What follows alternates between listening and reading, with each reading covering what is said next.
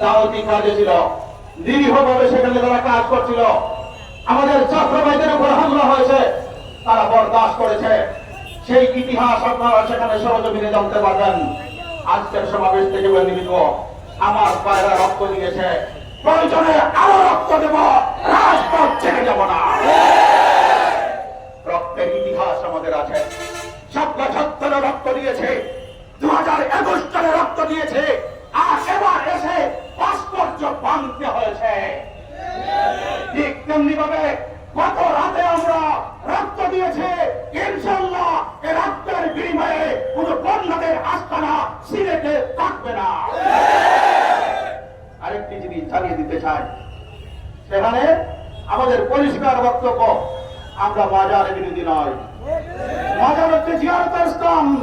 শাহজালাল শাহপরানের মর্যাদা আমাদের অন্তরে। যারা শাহজালাল শাহপরানের মাজারকে অপবিত্র করে, তারা হচ্ছে শাহজালালের শত্রু। খাদিম আছে যদিকেই পরিশেষে একটি কথাই বলবো, আমাদের আকাবির নেই, প্রিন্সিপাল হাবিব নেই। এই সিলেটের বুবি হতে তিনি ঘোষণা করেছিলেন, আমার জীবনের শেষ রক্তবন্তি দিয়ে হলেও বাংলার বুকে কোন নাস্তিক মুরতাদ বরদাস্ত করব না। আমরা তার কণ্ঠে কণ্ঠ মিলিয়ে বলতে চাই, আমাদের জীবনের শেষ রক্তবিন্দু দিয়ে হলেও কোন বন্ধদের আর আমরা বরদাস্ত করব না। প্রিন্সিপাল হাবিব নেই, কিন্তু তার জাতি চেতনা আরো আছে। স্থানীয় প্রশাসনকে উদ্দেশ্য করে বলবো, সল চাতুরি করবেন না, বাঘের লেঙ্গুর নিয়ে বাঘের লেজ নিয়ে খেলা করবেন না, আগুন নিয়ে খেলা করবেন না। কওমি অঙ্গনে যে আঙ্গুল লাগে, সেই আগুন হাসিনার পতন ঘটিয়ে দেয়। সিলেটবাসীকে আগামী দিনের শান্তিপূর্ণ আন্দোলন সমাবেশে আগামী বৃহস্পতিবার বাদ মাগরিব ঐতিহ্যবাহী দিনী প্রতিষ্ঠান জামিয়া মাদানিয়া ইসলামিয়ায় সিলেটের প্রতিনিধিত্বশীল আলেম উলামা, বুদ্ধিজীবী, আইনজীবী, সাংবাদিক নেতৃবৃন্দের বৈঠক হবে। শাহপরান থেকে যে আন্দোলন শুরু হয়েছে, ইনশাআল্লাহ শাহজালালের মাজার পবিত্র করা হবে। শাহজালাল শাহপরানের মাজার পবিত্রকরণ ব্যতিরেকে আমরা আর ঘরে ফিরে যাব না। নাসরুম মিনাল্লাহি وعلى آله وصحبه الذين قالوا نحن الذين بايعوا محمدا على الجهاد ما بقينا أبدا। আজকের বিক্ষোভ সমাবেশে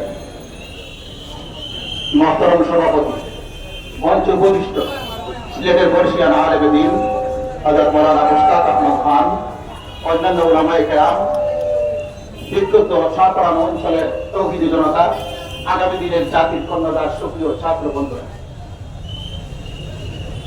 আমরা বিগত মানববন্ধনের সময় ঘোষণা করেছিলাম, যেহেতু মাজার কর্তৃপক্ষ আমাদের সাথে অঙ্গীকারবদ্ধ হয়েছে, সেখানে কোনো অনিসলামিক ও সামাজিক কার্যক্রম হবে না।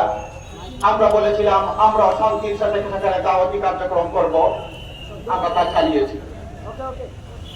গত রাত্রে যে ঘটনা ঘটেছে আমরা লক্ষ্য করলাম, কাউন্সিলর সাহেব বলেছেন, সেভাবে আমি বলছি, গত রাত্রে উরুসে মাজারে কোনো হামলা হয় নাই। লক্ষ্য করছি দুই একটি পত্রিকা, দুই একটি চ্যানেল উরুসে হামলার কথা বলেছেন। আমি ধন্যবাদ জানাই সিলেটের সাংবাদিকদের, যারা আমাদের পক্ষে লিখেছেন, তার পক্ষে লিখেছেন। কিন্তু যে সমস্ত চ্যানেল এই মিথ্যা কথা লিখেছে, উরুসে হামলা হয়েছে, মূলত উরুসে মাজারে হামলা হয় নাই, ওদের বিবেকে হামলা হয়েছে। আজকের সমাবেশ থেকে জানিয়ে দিব, আমরা সেখানে আমাদের কর্মী ভাইরা, স্বেচ্ছাসেবকরা, আমরা হচ্ছি শাহজালালের সৈনিক। জেনে রাখবেন, শাহজালালের শত্রু গড় গোবিন্দ সিলেটে থাকতে পারেন নাই, আপনারা থাকতে পারবেন না।